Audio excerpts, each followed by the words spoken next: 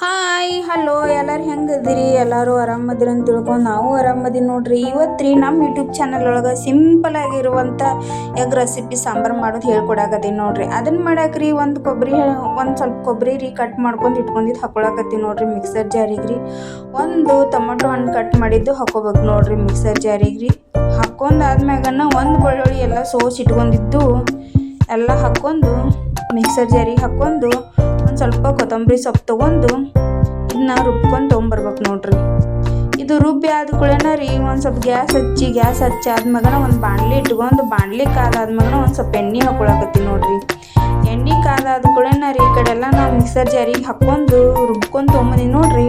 ಅದನ್ನಷ್ಟು ಎಣ್ಣೆ ಕಾದಾದ್ಮ್ಯಾಗನ ಹಾಕೊಂಡ್ಬಿಡ್ಬೇಕು ನೋಡ್ರಿ.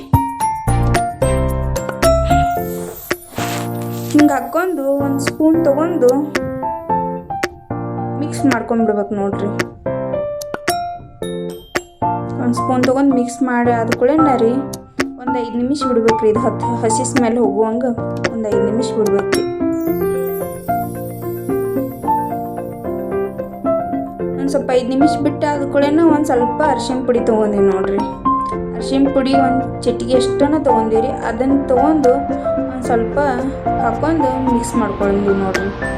ಅದಾದ ಕೂಡ ನಮ್ಮ ಉತ್ತರ ಕರ್ನಾಟಕ ಸೈಡು ನಾವು ಮಸಾಲೆ ಖಾರ ಯೂಸ್ ಮಾಡ್ತೀವಿ. ನೀವು ಗರಂ ಮಸಾಲ ಮತ್ತು ರೆಡಿಮೇಡ್ ಖಾರ ಪೌಡ್ರ್ ಸಿಗ್ತೈತೆ ನೋಡ್ರಿ, ಅದನ್ನು ಹಾಕೊಂಡು ಮಾಡ್ಕೊಂಡ್ರೆ ಮಸ್ತ್ ಆಗುತ್ತೆ ರೀ ಸಾಂಬಾರು. ಹಂಗೂ ಮಾಡ್ಕೊಬೋದು ರೀ. ನಾ ಹಿಂಗೆ ಒಂದು ಸ್ವಲ್ಪ ನಮ್ಮ ಉತ್ತರ ಕರ್ನಾಟಕದಾಗ ಮಸಾಲೆ ಖಾರ ಯೂಸ್ ಹಾಕಿ ಮಾಡ್ಕೊತೀರಿ.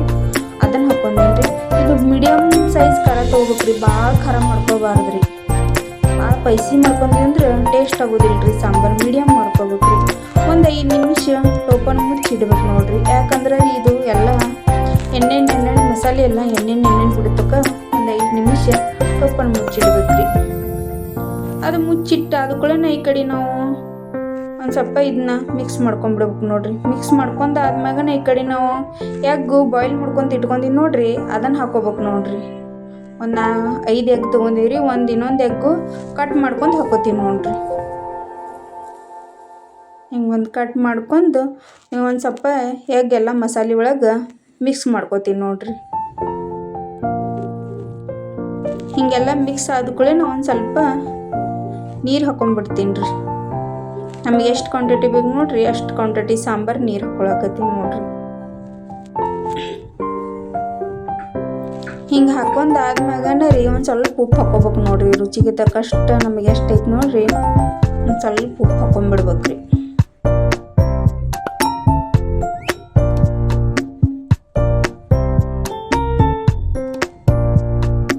ಒಂದು ಸ್ವಲ್ಪ ಉಪ್ಪು ಹಾಕ್ಕೊಂಡು ಮಿಕ್ಸ್ ಮಾಡ್ಕೊಂಡ್ಬಿಡ್ಬೇಕು ನೋಡ್ರಿ. ಸಾಂಬಾರು ಒಂದು ಕುದಿ ಬಂದ ಕೂಡಲೇ ರೀ ನಾ ತಿಕ್ಕ ಹೆಂಗೆ ಬರಲ್ಲ ಅಂತಂದು ಜೋಳದ ಹಿಟ್ಟು ಹಾಕೊಳಕತ್ತೀನಿ ನೋಡ್ರಿ.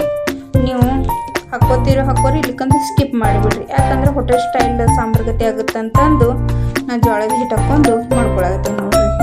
ಯಾಕಂದ್ರೆ ಸಾಂಬಾರು ತಿಕ್ಕಂಗೆ ಮಸ್ತ್ ಹೆಂಗೆ ಬರುತ್ತೆ ರೀ, ಟೇಸ್ಟೂ ಆಗುತ್ತೆ ರೀ.